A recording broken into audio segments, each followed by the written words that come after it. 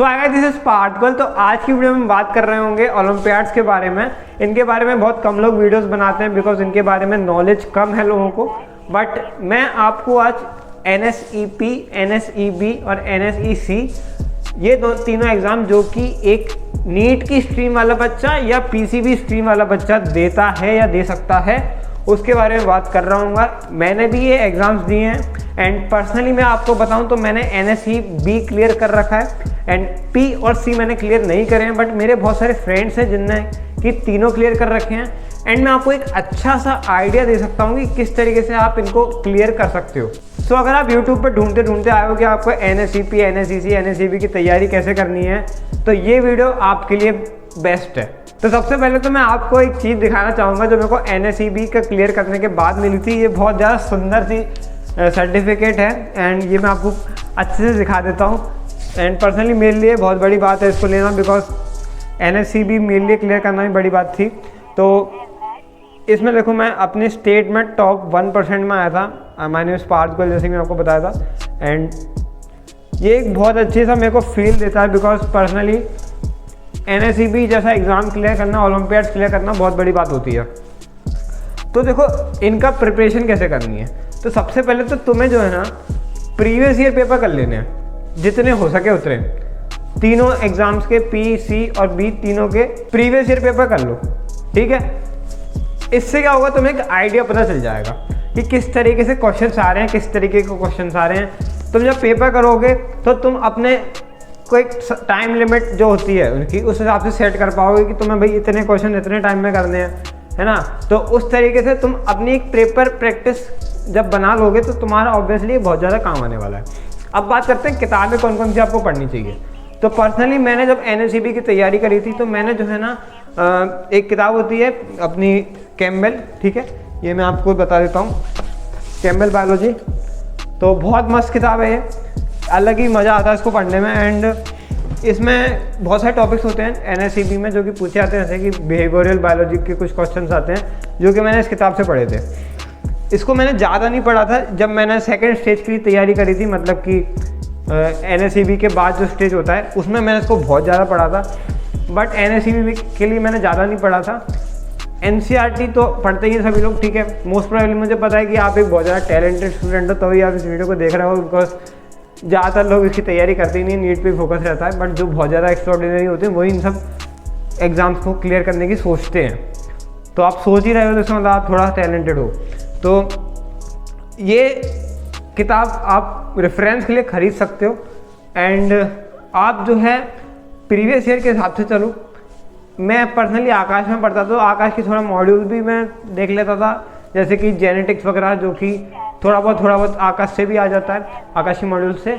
मैं आपसे ये कहूँगा कि देखो ये जो पेपर है NSEB उसमें 11th-12th का सिलेबस आता है, ठीक है। 11th में अगर तुम जो है ना 12th के कुछ इंपॉर्टेंट चैप्टर्स जैसे कि अपना जो जेनेटिक्स है एंड मॉलिक्यूलर जेनेटिक्स वो सब पढ़ लो। एंड 12th वाले तो तुम्हें पता ही है, तुम्हें सब कुछ अच्छे से पढ़ना है।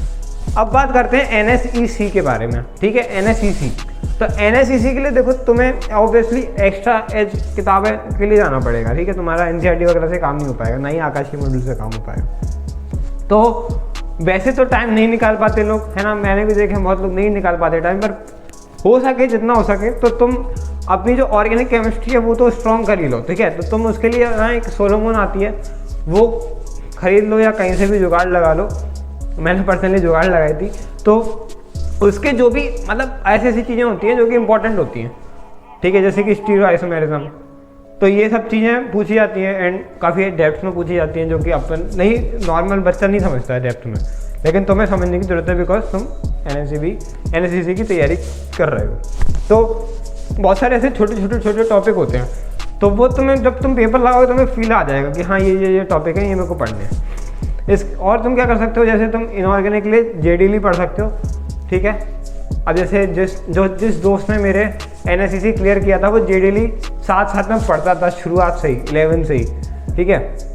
तो उसने मॉलिक्यूलर जो अपना चैप्टर है जो कि स्ट्रक्चर ऑफ एटम है ना, उसके बाद जो मॉलिक्यूल्स का स्ट्रक्चर वाला चैप्टर है उसके सबके JDL के उसमें चैप्टर्स पढ़ रखे हैं, जिस वजह से उसके कॉन्सेप्ट बहुत डीप थे, उसको वहाँ काफ़ी चीज़ें आती थी।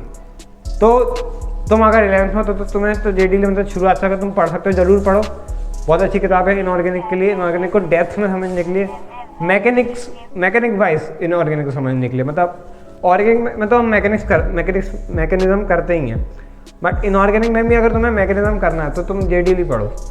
एंड फिजिकल के लिए तुम ना क्वेश्चन प्रैक्टिस के लिए RC मुखर्जी ले सकते हो, और तुम्हें अगर डेप्थ में समझना है तो तुम एटकिंस करके किताब आती है फिजिकल केमिस्ट्री में, वो तुम कर सकते हो ओलंपियाड के लिए। तो वो भी तुम रेफरेंस के लिए लो, कभी कभी तुमने खोल के देख ली, हाँ मुझे कुछ समझ में नहीं आ रहा, तो वो तुम पढ़ सकते हो। इसके बाद तुम क्या कर सकते हो, फिजिक्स की बात करते हैं। तो फिजिक्स में तो देखो कॉन्सेप्ट, वो तो एक फिजिक्स ऐसी चीज़ है इसका एक कॉन्सेप्ट होता है, ठीक है, एक कोर कॉन्सेप्ट होता है, वो तुम्हें आना चाहिए। तो तुम बड़ा सा बड़ा क्वेश्चन भी तुम फोड़ सकते हो। अब बात आती है फिजिक्स में केवल प्रैक्टिस की। तो प्रैक्टिस तुम्हें कैसे कर सकते हो, तुम खरीदो, एक किताब आती है अपनी इरुडोव, ठीक है, इरुडोव के क्वेश्चंस लगाओ, तो तुम्हारे लेवल हो जाएगा एक ओलंपियाड वाला लेवल, ठीक है। तो इरुडोव मैं कहूँगा कि तुम्हें लगाना चाहिए। बाकी तुम अपना नॉर्मल किताबें लगाना मत छोड़ना, ऐसा मत करना कि ऐसी और में स्किप कर दी, या कोई और मान लो सिंगेज की स्किप कर दी, इरुडोव पे ही चढ़ गए डायरेक्ट। तो देखो सबसे अच्छा जज तुम अपने आप को खुद ही करते हो। मैं यहाँ पे हज़ारों लोगों को बोल रहा हूँ, किसी के लिए हो सकता है ये बस का ही नहीं हो क्वेश्चंस, सॉरी पेपर, जो एग्ज़ाम की बात चल रही है यहाँ पे, और किसी का हो सकता है कि जो लेवल पे मैं बात कर रहा हूँ उससे भी ऊपर का लेवल हो। तो तुम अपना लेवल खुद को जज करो कि मेरा क्या लेवल है, एंड उस हिसाब से किताबें लो। मैंने जनरल किताबें बता दी कि हाँ आप ये लेकर के चल सकते हो। ये किताबें थोड़ी महंगी हैं जितनी मैंने बताई हैं, इनकी PDF तुम्हें फ्री में मिल जाएंगी इंटरनेट पर, तो वो तुम जुगाड़ लगा लो, ठीक है। तो यही सब कहना था, क्लियर कर सकते हो आराम से, हार्ड होता है बट मेरी बात मानो, मैंने क्लियर कर रखा है NSEB। जब मैं तैयारी कर रहा था आई वॉज नॉट एक्सपेक्टिंग, ठीक है, मेरी को पता है कि मैंने कितनी दम लगाई थी उस पेपर के लिए। एंड मुझे ये भी याद है कि NSEB में जब हुआ था, मैं 12th में था, एंड 12th में जब मैं था, 12th कंप्लीट जस्ट हुई ही थी, एंड NSEB का पेपर था उसके 1-2 हफ्ते में, लाइक मेरी 12th कंप्लीट हो गई थी अक्टूबर में, एंड NSEB का पेपर था नवंबर के 7-8 नवंबर को, एंड यहाँ पर मेरा मान लो कि 15-16 अक्टूबर को 12th ख़त्म हो रही है।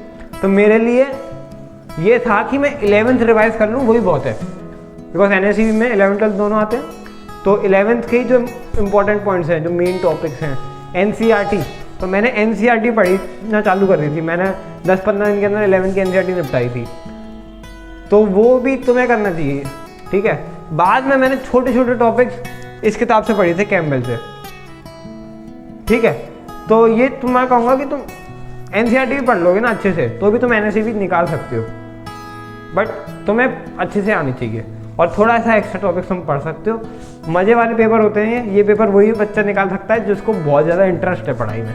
तो तुम अगर इंटरेस्ट रखते हो पढ़ाई में, तुम निकाल सकते हो, अपने आप पे विश्वास करो, तुम निकाल सकते हो। एंड तब तक के लिए बाय, मैं मिलता हूँ, बहुत मज़ा आया होगा वीडियो में, तो लाइक मार दो यार, एंड तब तक के लिए बाय। चलो ऑल द बेस्ट, निकालो यार, मेरे को बताना इंस्टाग्राम पे मैसेज करके कि भैया मैंने निकाला पेपर, थैंक यू आपने जो मुझे बातें बताई। तब तक के लिए मिलता हूँ मैं, see you in the next video, जय हिंद।